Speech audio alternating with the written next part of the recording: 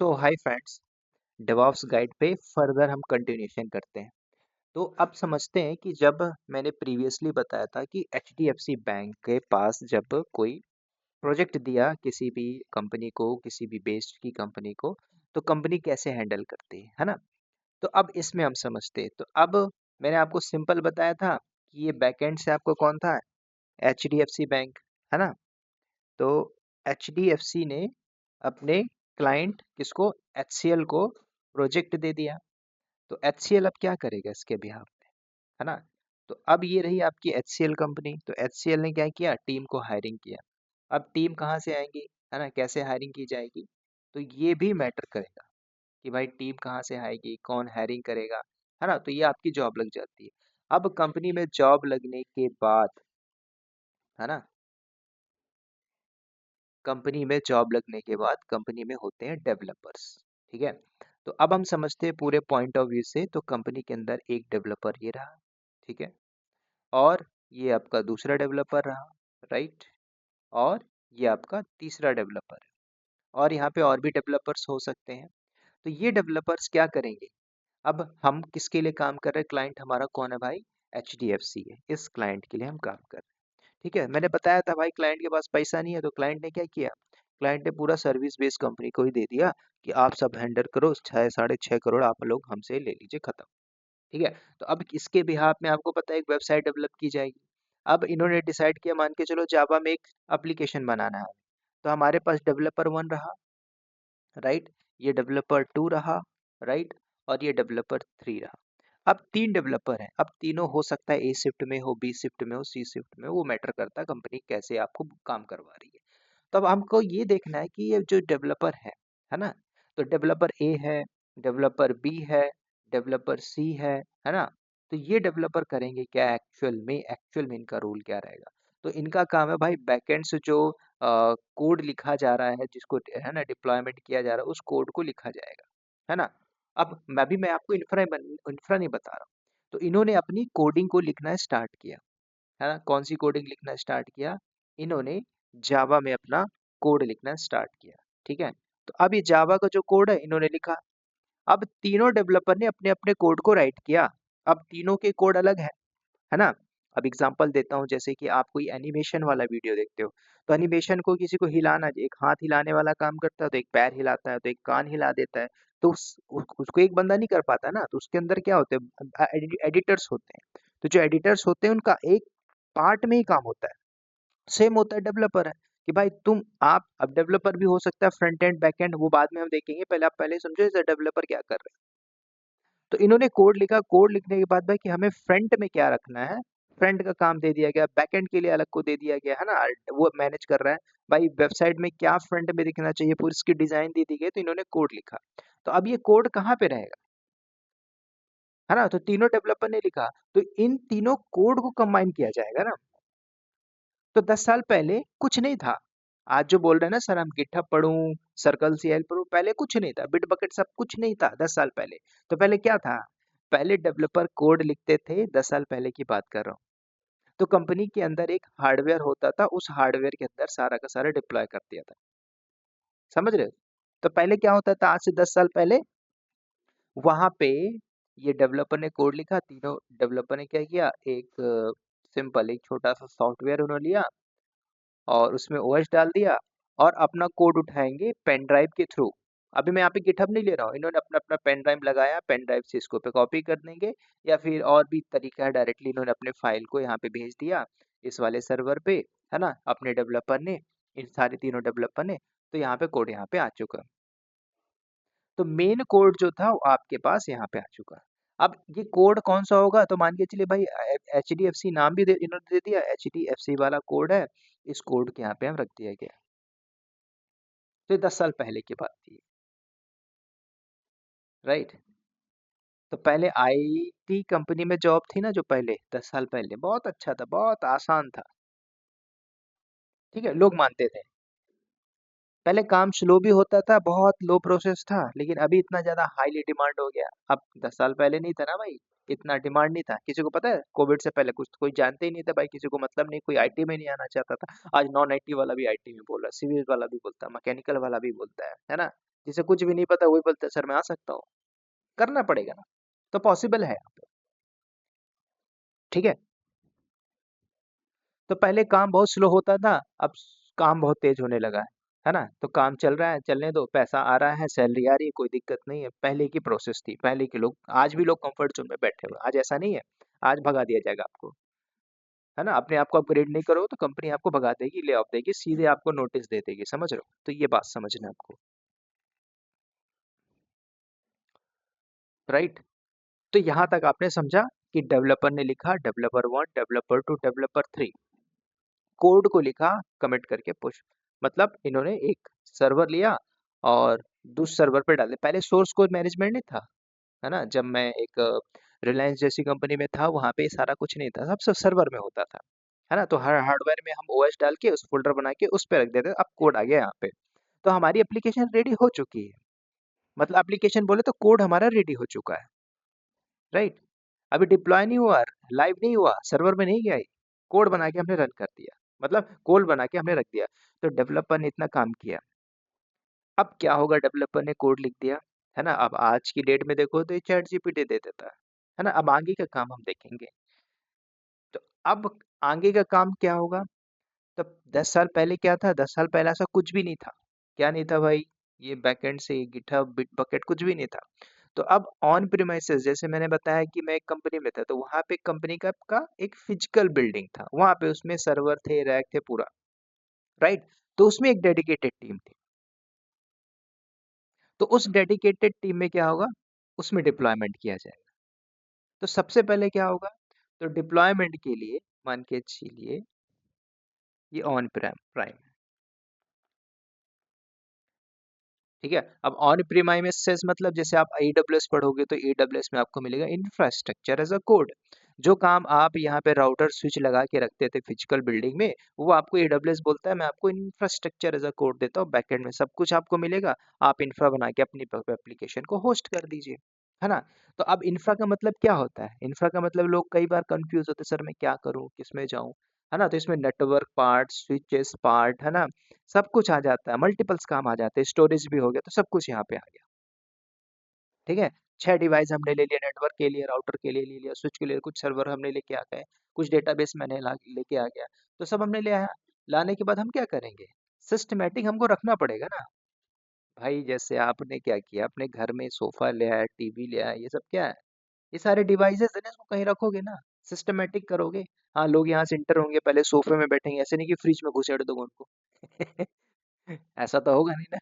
तो same thing आपका यहाँ पे अप्लाई हो, ठीक है। तो ऑन प्रीमाइसेस में आपको इंफ्रा बनाना पड़ेगा।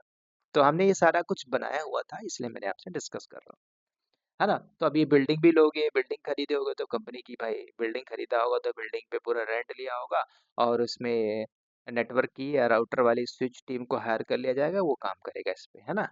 राउटर स्विच लगाएगा और उस पे काम करेगा।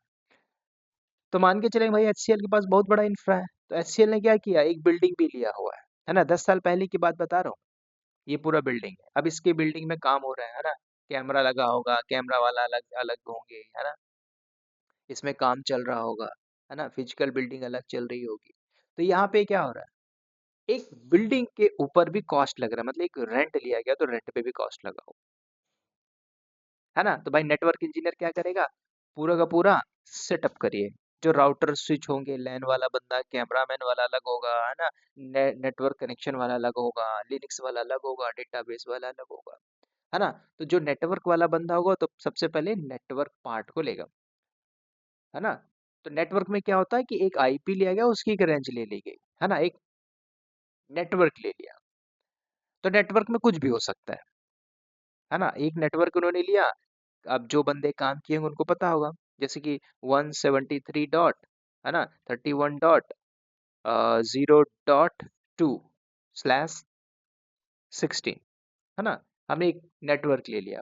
तो अब इस नेटवर्क के अंदर क्या होगा, इस नेटवर्क के बाद हम डिफरेंट डिफरेंट सबनेटिंग करेंगे, बैकएंड से करेंगे सब कुछ, है ना। तो अब इसी नेटवर्क के अंदर हम पूरा का पूरा स्टोरेज लेके चलेंगे, भाई स्टोरेज भी जरूरी होगा, है ना। तो स्टोरेज के लिए हमने यहाँ पे बैकएंड में स्टोरेज बना के रख दिया, ठीक है। उसके बाद हमने बैकअप के लिए भी बैकअप स्टोरेज लेके चलेंगे, तो बैकअप स्टोरेज भी मैंने बना के रख दिया, है ना। तो ये सारी चीजें आप कर रहे हो कहाँ पे? ऑन प्रिमाइस के अंदर, है ना? कुछ स्टैटिक डेटा हो गया, कुछ इमेज फाइल हो गई, कहाँ पे रखोगे? कुछ लॉग्स जनरेट होंगे, वो कहाँ पे रखोगे? वो आप मल्टीपल्स डिवाइस ले लेके आओगे, बिल्डिंग के अंदर सेटअप करोगे, ठीक है? प्रीमाइसेस एक फिजिकल बिल्डिंग के अंदर, है ना? तो इसलिए बोला जाता है ऑन प्रीमाइसेस। तो सब कुछ आप खुद ने इंफ्रा बनाया, खुद से आपने किया एक बिल्डिंग के अंदर। तो ये ऑन प्रीमाइसेस के अंदर आप सब कुछ कर रहे हो। बात आ रही समझ में? तो ऑन प्रेमाइसेस के अंदर आपने पूरा ये तामझाम किया। तो मल्टीपल्स टीम काम कर रही है, नेटवर्क की टीम भी काम कर रही है, डेटाबेस की भी काम कर रही है, डेस्कटॉप सपोर्ट भी इंजीनियर है, लिनक्स भी है, सीनियर सिस्टम एडमिन है ना, सिस्टम एडमिन है, ये सब लोग काम कर रहे हैं, है ना? तो यहाँ पे कोई विंडो में काम कर रहा है, हो सकता है विंडो में काम हो रहा, हो सकता है लिनक्स में काम हो, कोई विंडो इंस्टॉल कर रहा है, लिनक्स इंस्टॉल कर रहा है, उसमें फोल्डर बना रहा है ना? उसमें कुछ ट्रबल शूटिंग हो वो करेगा, जावा का पैकेज डालेगा, है ना? तो वेबसाइट डालना है तो वेबसाइट के लिए आप, है ना, वेब सर्वर भी डालना पड़ेगा, है ना? तो बहुत सारी चीजें आप यहाँ पे करते हो as a field physical building. जैसे कि आपने टॉम कैट सुना होगा, nginx सुना है, अपाचे सुना है, तो ये सब वेब सर्वर है ना। तो ये कौन काम करेगा? ये सारे काम करेगा लिनक्स के वाले बंदे होंगे, है ना? तो ये लिनक्स का बंदा काम करेगा, है ना? तो अब सारा कंटेंट डेटाबेस में आना चाहिए, तो उसमें डीबी की टीम बैठी होगी डेटाबेस मैनेजमेंट के लिए, है ना? तो कुछ नेटवर्क से रिलेटेड प्रॉब्लम आती होगी, तो नेटवर्क वाले बंदे बैठे होंगे, वो सारी चीजें देख रहे होंगे, है ना? तो इस प्रकार से मल्टीपल्स टीम यहाँ पे काम कर रही है। अब यहाँ पे आती है कोड को रन करने की। तो ऑलरेडी हमने इतना डिप्लॉय, आज आज ऐसा है आपके पास सिंपल डिप्लॉयमेंट प्रोसेस है, पहले नहीं था, पहले बहुत ताम झाम था यार, मैं आपको बता रहा हूँ, समझ रहे, बहुत लफड़ा था। आज उसी जो कोई कई लोग उस टेक्नोलॉजी में काम कर रहे हैं, तो आज भी वहां पर नोटिस दे दिया गया, we are going to shift in cloud. तो अब वो बोलते हैं जिनकी एज हो गई 35 36, मैरिड है, दिक्कत नहीं होगी? बताइए, पढ़ने में दिक्कत नहीं होगी? होगी ना। इसलिए आपको अडॉप्ट करना ही पड़ेगा, आईटी में टिके रहना है तो मल्टीपल चीजें हैं आपके पास, पहले ऐसा नहीं था, पहले ऐसा था, है ना? तो पहले क्या होता था, यहाँ से यहाँ पूरा डिप्लॉयमेंट करने के लिए आपने एससीपी पढ़ा था, सिक्योर कॉपी, एससीपी से आपने क्या किया, पूरा का पूरा डिप्लॉयमेंट कर दिया, ठीक है? एससीपी, तो ये पूरी डिप्लॉयमेंट हो रही ना आपकी मैन्युअल बेसिस में, है ना? आपने एससीपी किया और सर्वर का आपने एड्रेस दिया, तो जैसे आपने इंटर मारा तो कोड उठ के चला गया, आपका डिप्लॉयमेंट हो गया। तो लिनक्स वाले बंदे क्या करेंगे, उसे पूरा कॉन्फ़िगरेशन किया जाएगा, मल्टीपल्स काम होता है और ये चीजें होती हैं भाई इंडस्ट्री में। तो नेटवर्क इंजीनियर क्या करेगा, पूरा देखेगा भाई डिप्लॉयमेंट हुआ कि नहीं हुआ, पब्लिक आईपी हुआ कि नहीं हुआ, तो बैकएंड से लिनक्स वाला चेकआउट करेगा, हुआ कि नहीं हुआ भाई, टेस्टिंग की जाएगी, है ना? कि हाँ भाई, प्रोडक्शन में ये वेबसाइट एचडीएफसी की लाइव हुई कि नहीं हुई। जैसे आप अभी खोल के देख रहे थे क्या, कि भाई मुझे एचडीएफसी की वेबसाइट में जाना है ना? तो जैसे आप एचडीएफसी की वेबसाइट में जाते हैं, भाई दिख गया, हाँ भाई होस्ट है, सब कुछ ओके है ना? तो उसकी पहले टेस्टिंग की जाएगी। आप डायरेक्टली प्रोडक्शन पे नहीं करेंगे, है ना? प्रोडक्शन लाइव में नहीं करोगे। तो गूगल में आप जाके हिट मारोगे www.hdfcbank.com, मतलब दिख रही है ना? अब इसके अंदर भी जाके देखेंगे भाई कुछ एरर तो नहीं आ रहा, है ना? तो उसको फिर आप इसके डोमेन को मैप करोगे, है ना? www इसकी पूरी डोमेन होती है, इस डोमेन को मैप करोगे, बाइंड करोगे, है ना? फिर उसके बाद आप अपनी साइट को हैंड ओवर कर दोगे। तो ये पहले काम होते थे, समझ रहे हो? तो स्टार्टिंग में 10 साल पहले यही सब काम होता था, है ना? तो अब ये सारा डिप्लॉयमेंट हो गया, अब क्या होगा इसके बाद? तो क्लाइंट क्या बोलते हैं, एचडीएफसी, उसको अच्छा लगा, तो उस साइट के लिए अब ये मार्केटिंग करेगा। कहाँ पे अनाउंस करेगा? पेपर पे छापेगा, है ना? आजकल तो बहुत सारी चीजें हैं, यूट्यूब देखते हो तो एड्स आ जाती है, वो मार्केटिंग ही हो रही है ना, समझ रहे हो? तो एक्चुअल में ऐसे बिजनेस हो रहा है। तो कुछ टाइम के बाद मान के चलिए, अब ये पूरी वेबसाइट चल रही है और एचडीएफसी बैंक, है ना, इसकी एप्लीकेशन में काम करना चालू किए, किसकी, एचडीएफसी वाली वेबसाइट पे। अब इसमें ड्रॉबैक भी आएगा ना भाई, बक्स निकलेगा। बक्स मतलब क्या, मान के चलो आपने बता दिया कि ठीक है आप जाइए, अब कोई पर्सनल लोन लेने जा रहा है, ठीक है? तो पर्सनल लोन लेने के लिए गया, या फिर कुछ लोन लेने के लिए गया, पर्सनल लोन बारों पे आते हैं, और बारों में आने के बाद मैं चलता हूँ पर्सनल लोन। तो पर्सनल लोन जाते हुए मैं अप्लाई मारता हूँ, ये वेबसाइट ही हैंग हो गई, है ना, खुल ही नहीं रही है पिछले 7 दिन से, है ना, और मैंने पेमेंट मारा तो पेमेंट एचडीएफसी में मैं किया था, वो चली गई है मुद्रा बैंक में, समझ रहे हो, मुद्रा बैंक में चली गई। तो ये ट्रबल शूटिंग हो गई ना, हो सकता है बैकएंड से कुछ, है ना, पेज लोड नहीं हो पा रहा है, मैंने पेमेंट मारा, पेमेंट डिटेक्ट हो गया, पैसा गया नहीं वहां पे, है ना। तो ये ट्रबल शूटिंग है, हो नहीं पा रहा है, ये डाउन टाइम होता है प्रोडक्शन के अंदर। तो अब ये क्या सोचेगा भाई, एचडीएफसी बैंक बोलेगा ना भाई मैंने 6.5 करोड़ रुपए दिए एचसीएल को, 6.5 करोड़ रुपीज, तो 6.5 करोड़ रुपीज मेरा मिट्टी में मिल जाएगा। सिंपल, मैं एग्जांपल दे रहा हूँ। तो ये सारी सारी चीजें होती थी पहले। अब ये चीजें, राइट, तो ये सारी चीजें हो रही थी। तो जब पता चला कि भाई एचडीएफसी को, मैंने इतना इंफॉर्मेशन लेने के बाद मैंने इतना गया, तो भाई एचसीएल ने तो मेरा पूरा प्रोजेक्ट ही धप्पा कर दिया, तो मैं अब क्यों जाऊं, है ना।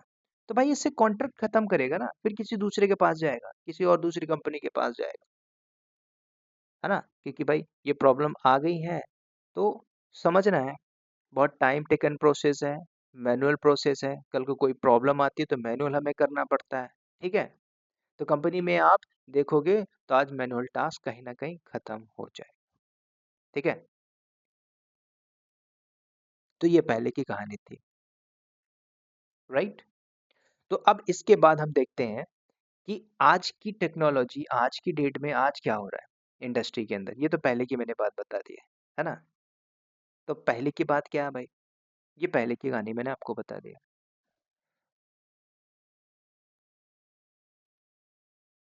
तो आज ऐसा नहीं है।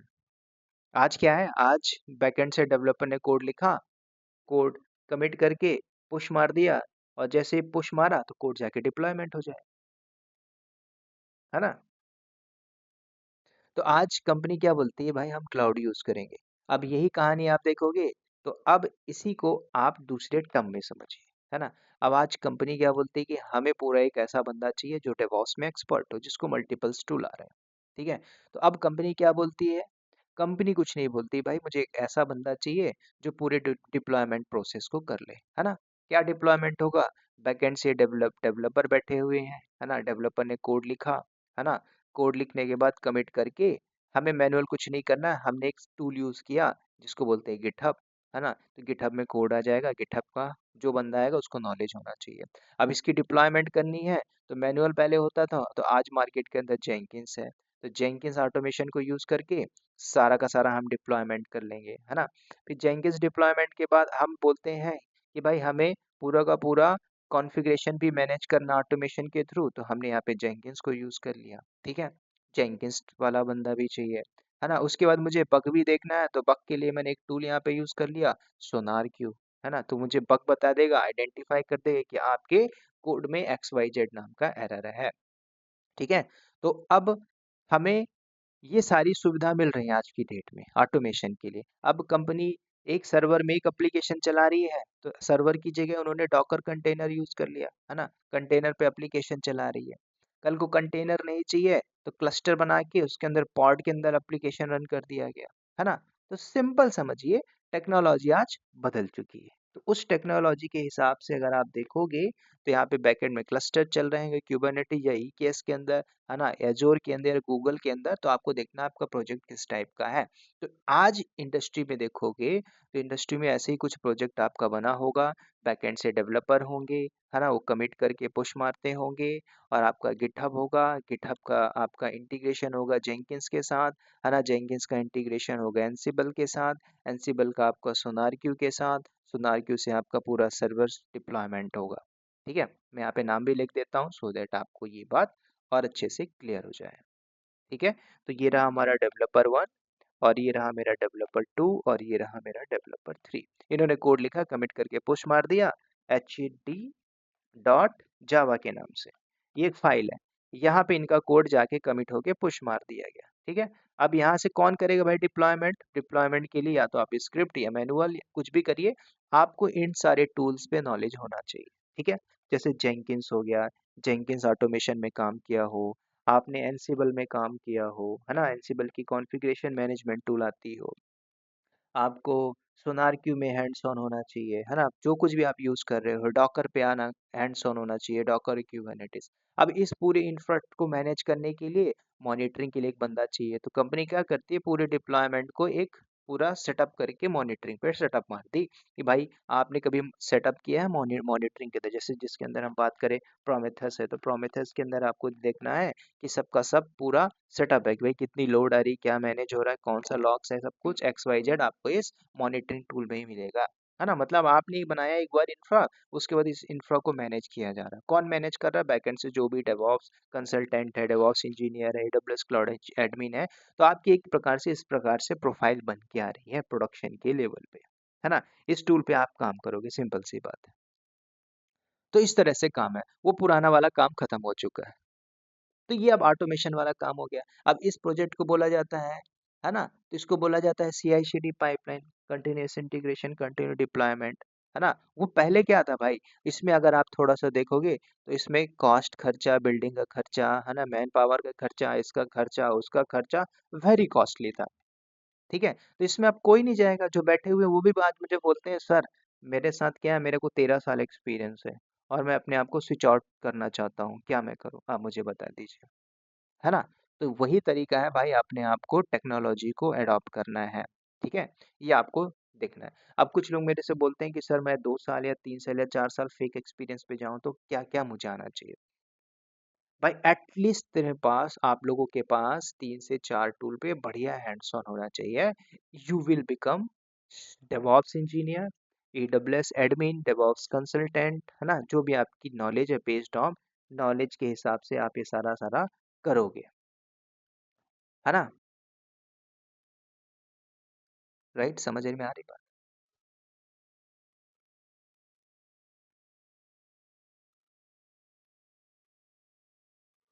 तो ये तरीका है। तो इस प्रकार से अब इसमें मार्केट में और भी टूल है भाई, है ना? मैंने जस्ट मोटा-मोटी बताया, फिर हम आगे और भी इसी के पार्ट में देखेंगे कि भाई सोनार क्यू एक्चुअल में क्या काम करता है, डॉकर क्या काम करता है, कुबरनेटिस क्या काम करता है, प्रोमेथेस क्या काम करता है, जावा स्क्रिप्ट, शेल स्क्रिप्टिंग कैसे स्क्रिप्ट चलाई जाती है, एक्चुअल रोल क्या होता है, आपका डे बाय डे एक्टिविटीज़ क्या निकल के आता है, आप एक्चुअल में कंपनी में क्या करते हो सुबह से शाम, क्या आपको एक्सप्लेनेशन करना है इंटरव्यू के दौरान, ये सारी बातें आपको यहाँ पे सीखने को मिलेगी, ठीक है? तो ये था दोस्तों हमारा डेवऑप्स गाइड का थर्ड पॉइंट, ठीक है? ये आपको पिक्चर और भी क्लियर हो गई होगी। इसके बाद नेक्स्ट पार्ट में बात करूंगा, वो कुछ अलग होगा, एक्चुअल में हम सीखेंगे इस कंटिन्यूअस सीरीज के अंदर, ठीक है? तो इस वीडियो में इतना ही, फिर मिलते हैं दोस्तों नेक्स्ट वीडियो में, तब तक के लिए bye bye, take care and wish you all the best.